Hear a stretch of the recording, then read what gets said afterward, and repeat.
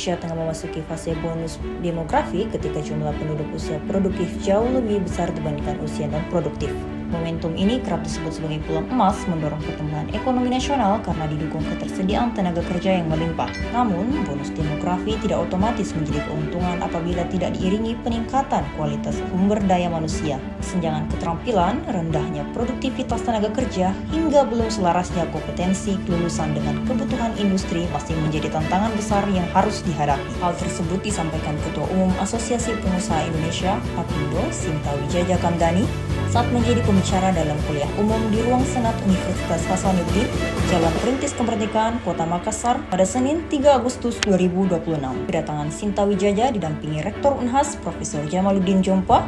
Sinta menggunakan kemeja putih dengan tulisan APindo, sedangkan Profesor JJ hadir dengan setelan batik.